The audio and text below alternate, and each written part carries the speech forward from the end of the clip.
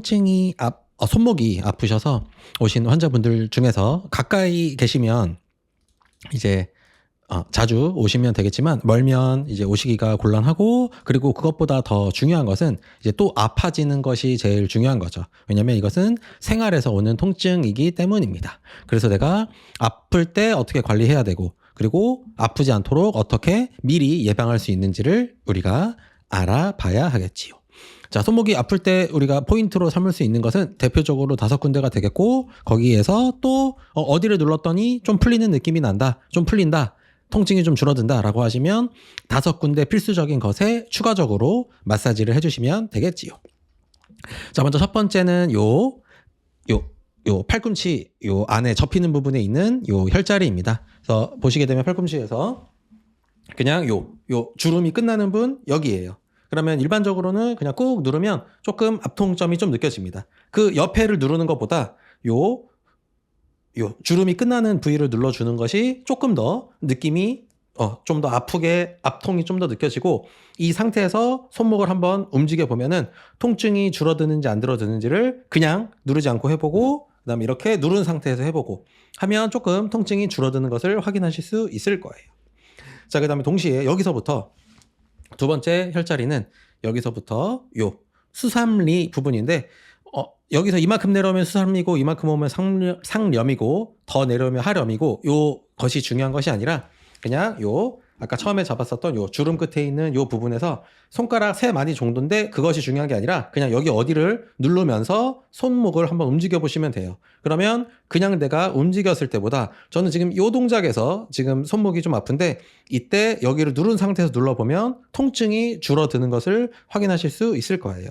그러면 요 부분 아까 1번이랑 2번이랑 요 자리를 눌러주시면 되고, 정확하게 포인트를 찾는 것이 중요한 것이 아니라 요 주위를 마사지를 계속 해주시는 것이 좋겠다. 그리고 뭐 이런 형광펜 같은 것이 있으면 요 둥그런 형광펜 같은 걸로 그 부분을 눌러주시면 손이 아프지 않게 누를 수도 있겠지요. 자, 그 다음에 이제 세 번째, 요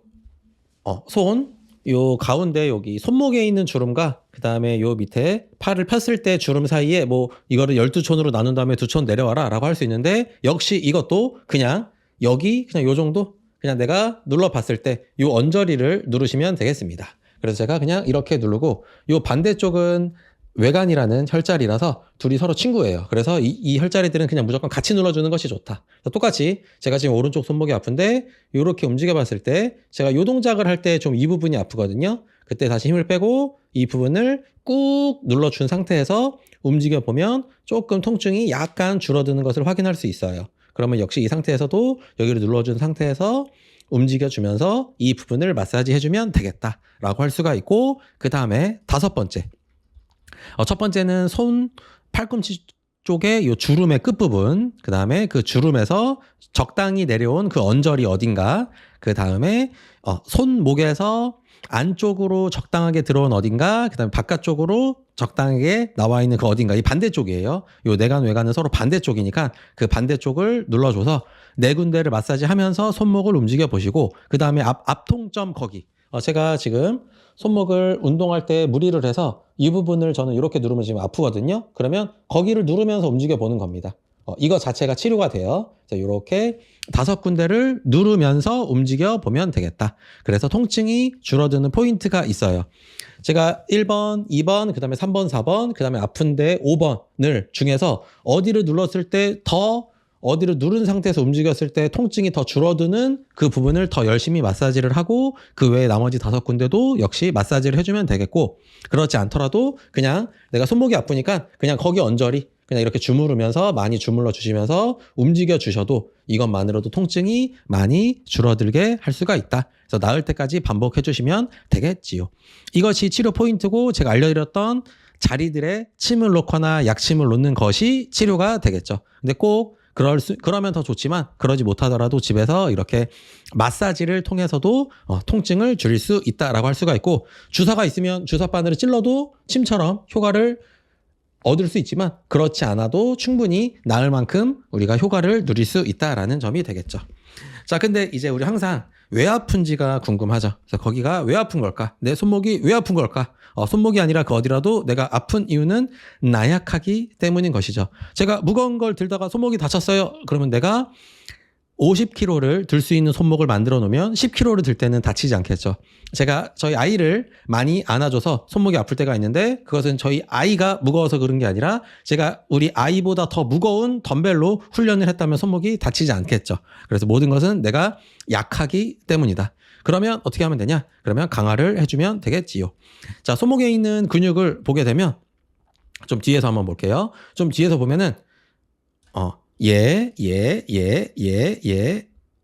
그 다음에 요 둘러싸고 있는 건도 있고, 뭐 요쪽에 있는 안쪽에 있는 애들도 있고, 그 다음에 좀 뒤에서 보면 손목이 여기에 있더라도 여기를 관여하는 아이들이 요 팔꿈치까지 붙어 있어서 이런 얘들이 있어서 근육들이 많아요. 그래서 손은 구조가 복잡하고 근육들이 많아서 내가 발과 다르게 다양하게 회전 운동을 할 수 있죠. 그래서 근육이 어디에 있어서 그 근육을 풀어야 된다는 중요하지 않고 어떻게 풀면 되는지가 중요한 것이 되겠습니다.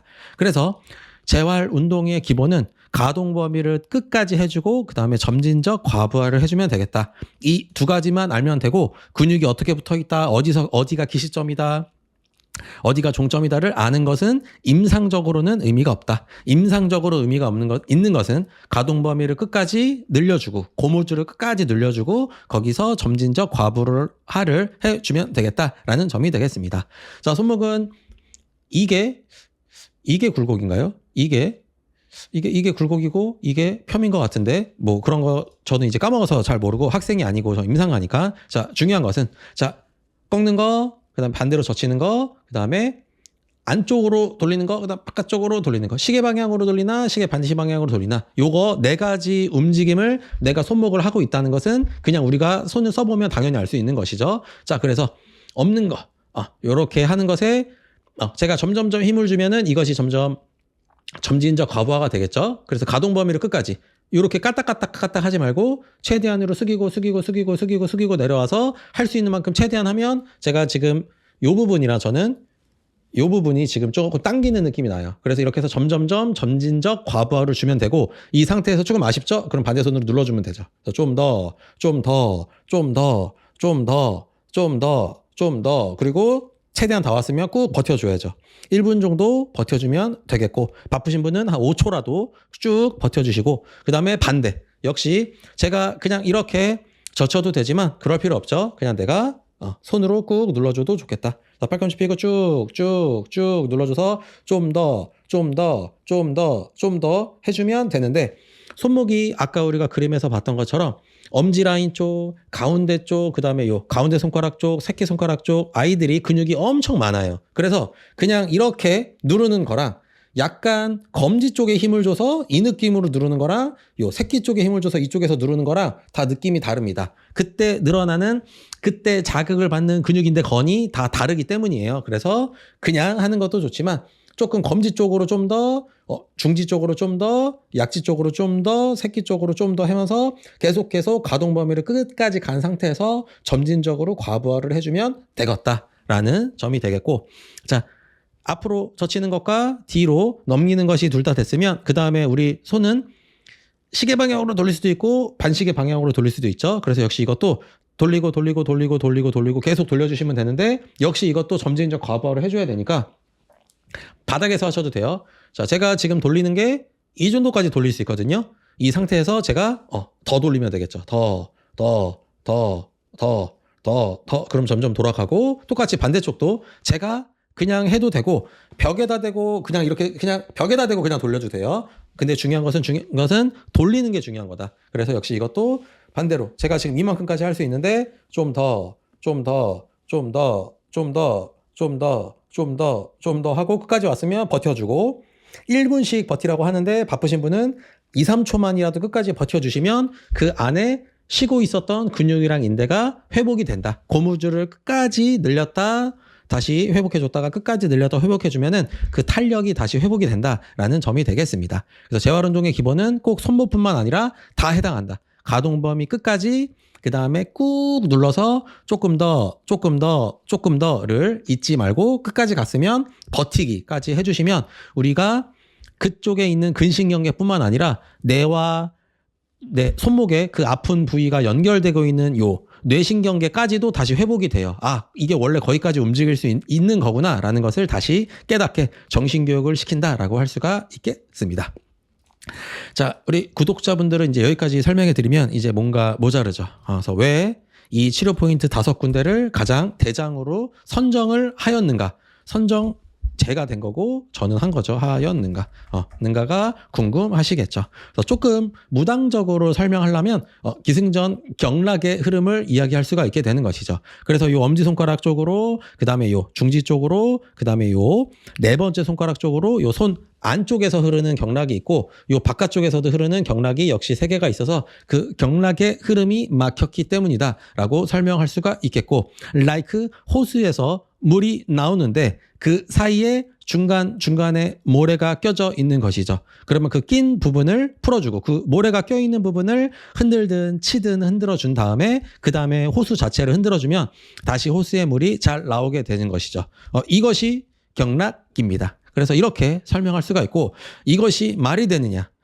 이것은 의학인데 이것이 말이 되느냐라고 생각하는 분들이 있죠. 그런 분들에게 이제 설명은 이제 반무당적으로 할 수가 있죠. 이거는 이제 무당적 설명이라고 할 수가 있겠고, 반무당적 설명을 한다면 우리 몸에 있는 근육이 됐든 뭐 신경이 됐든 이런 것들은 장기와 연결돼 있다. 요거 장기 우리 오장육부라고 하는 오장육부와 연결이 되어 있다라고 해서 1964년에 미국의 의느님 조지 굿 하트 아저씨가 로 시작이 되어갖고 2002년 타임에 소개가 되면서 근육 반응 테스트라고 해서 엄청나게 세계 대체의학으로 발전을 하였고, 그래서 근육과 오장육부와 신경이 모두 연결돼 있어서 걔네들이 하나라는 것, 이거 어디서 많이 들었던 거죠? 네, 결국에 경락 이야기랑 동일한 이야기를 하고 있는 것이죠. 그래서 우리 아저씨들, 꼬꼬마들은 1964년에 이때 알게 돼서 이 아저씨한테 배워갖고 쓰고 있는 것이고, 한국 사람들은 3000년 전부터 이미 하고 있었던 것이죠.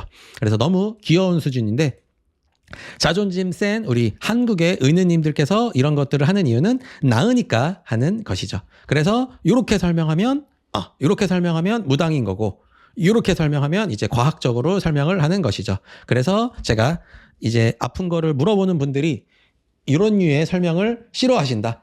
자연스럽게 그냥 우리가 사람이라면 본능적으로 그렇겠구나 라고 느끼는 걸 싫어하고, 저는 좀 더 정밀한 설명을 원합니다 라고 한다면 이것은 기능의학적으로 아니고 이것은 응용근신경학적으로 응용근신경학적으로 그쪽에 근육과 신경과 혈관이 다 이어져 있어서, 그래서 이런 동작들로 풀어주면 그것이 회복이 됩니다. 그러면 이것이 곧 오장육부와 연결이 되어 있습니다. 자세한 건 응용근 신경학 하시는 의느님에게 물어보세요 라고 설명하면 조금 더 그분의 마음을 풀어드릴 수가 있는 것이 되겠지요.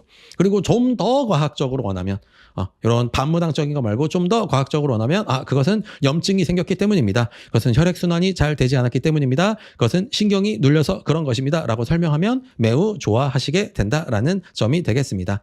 그래서 손목에는 어떤 신경이 있는지 우리가 보게 되면, 우리가 손목을 보게 되면 요거 한번 지우면 손목에 이런 많은 동맥도 있고 정맥도 있고 많은 신경들이 있고, 요 신경의 가지들이 내려오다가 나뭇가지처럼 퍼지고 있죠. 그래서 이런 신경들 부위가 염증이 생겼다거나 아니면 과사용으로 인해서 그 염증으로 인해서 거기가 눌렸다든가, 아니면 구조적으로 그쪽이 이 정상적인 모양을 가지고 있지 않아서 그쪽에 순환이 잘 안 되기 때문이다. 이런 식으로 설명하면 매우 과학적인 설명이 되겠지요.